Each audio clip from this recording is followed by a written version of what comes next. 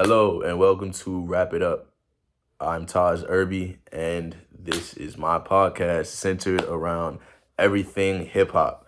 2021 has been a great year for music, despite the fact that the coronavirus has affected pretty much everything in the world, and it's tore down all of our plans, all of artists' plans to tour. You know what I'm saying? It's very sad, but the show must go on. And surprisingly, this has been a great year for music, man. We had the return of J. Cole, Kanye West, Drake.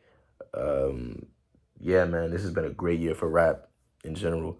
Um, what I have for you guys today is my top five rap albums of the year. I have it right here, and I'm gonna say it, and I'm gonna tell it to you guys right in front of your face. Okay, here we go. For number five, I want to say Bobby Sessions Manifest. Bobby Sessions is a new artist, is a relatively new rap artist from Dallas, Texas.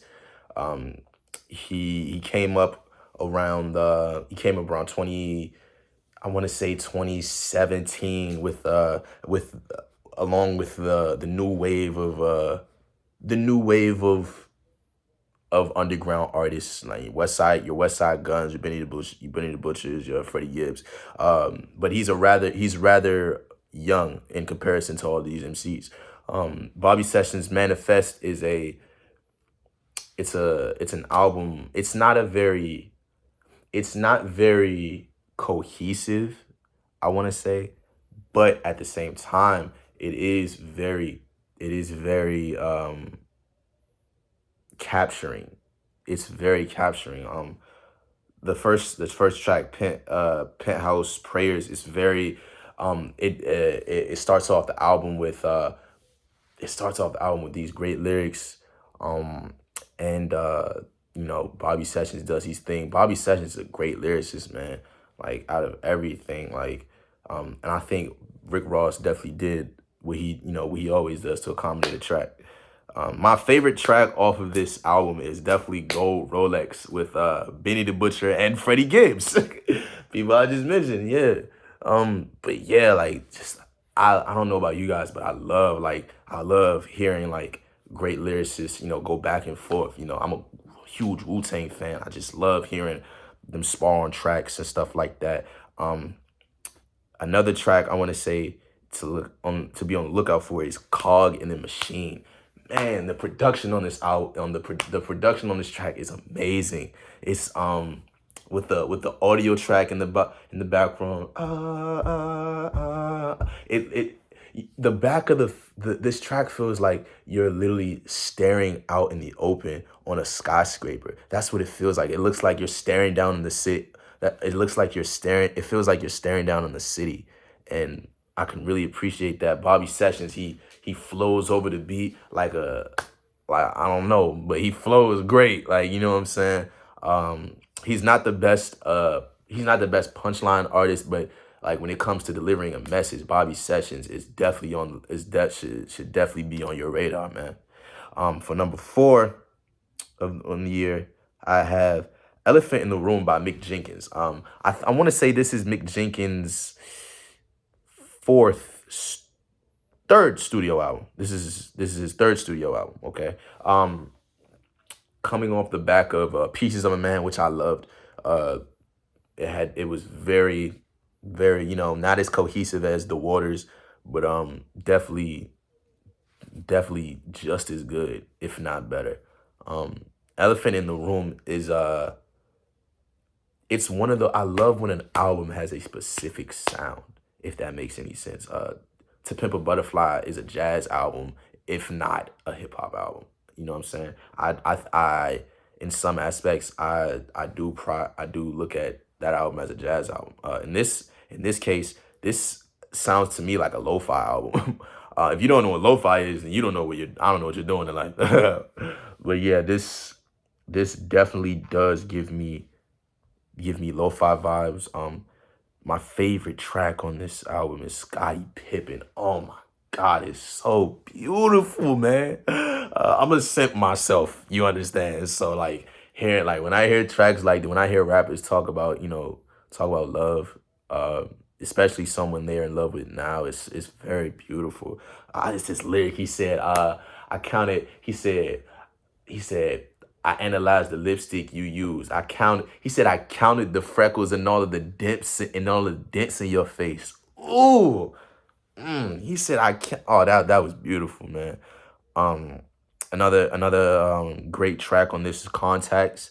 Like I said, Mick Jenkins definitely an underrated lyricist of any, if any. He should be talked. He should be talked.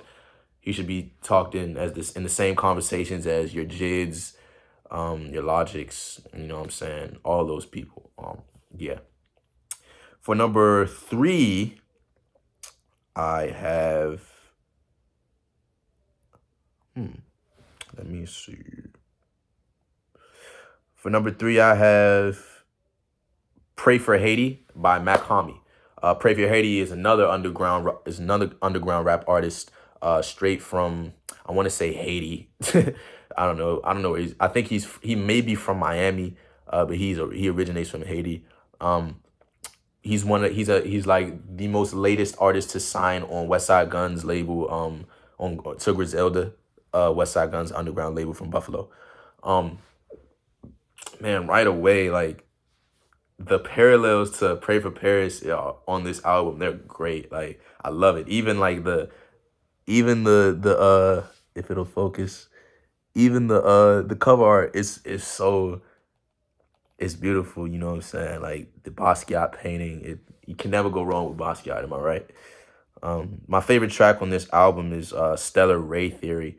I don't know, man. It goes from Mary to Stellar Ray Theory, but I think I'm gonna say Stellar Ray Theory just because I love the jazz sample in the back.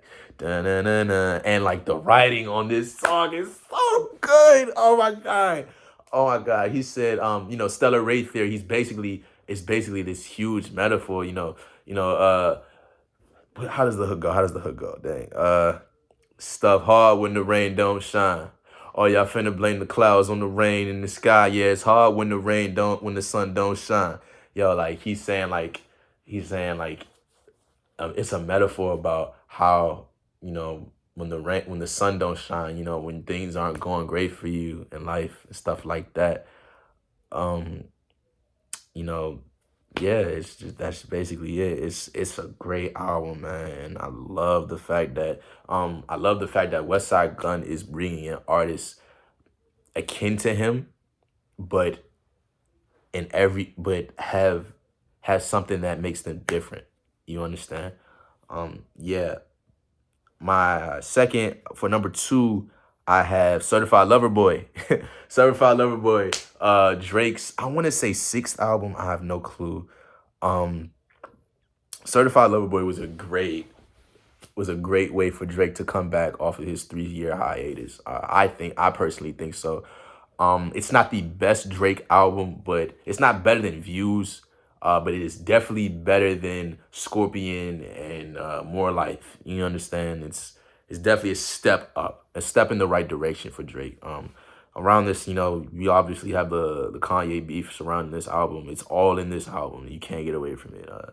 My favorite track on this, I have no clue what my favorite track on this is. It's either No Friends in the Industry or Champagne Poetry. Drake really knows how to make an intro, man. Tuscan Leather off of dang, what's that album called? Drake. Tuscan Leather off of Nothing Was the Same was like one of the greatest intros of all time. And again, Champagne Poetry is a great song with the Beatles sample in the back. I actually think that's a Masego beat. Yeah, I think it is. But man, Drake really did his thing on that.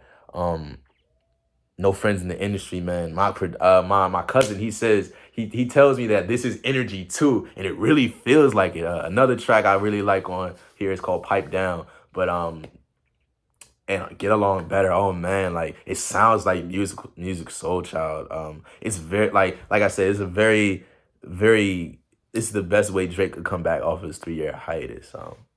Okay, and my final album, my best album of the year is definitely The Off Season by J. Cole. Um, Cole, man, I don't know what to say. He's not only my favorite rapper, but I think he's the at the height of the rap game at the moment. You know, he's everything a rapper embodies.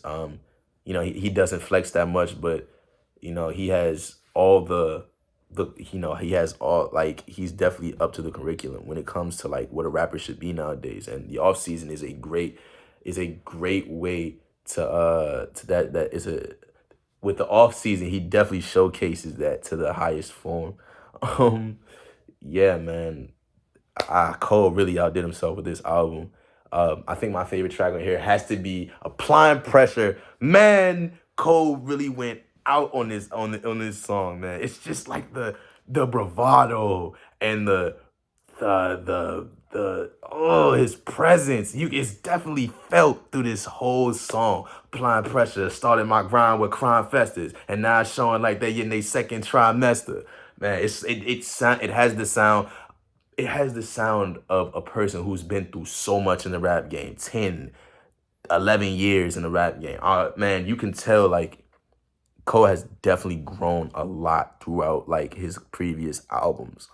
I still wouldn't say it's his best album, but definitely one of them. It's definitely up there, man. Another song to look out for on this album is "Let Go My Hand" with Boz and Black. This was definitely that song is definitely it definitely has a lot there. Not the most substanceful J. Cole album, but definitely up there, man. That's all I have for you today. That does it for the wrapped up podcast, and I'll see you next time. I'm Taj Irby, and I'm out.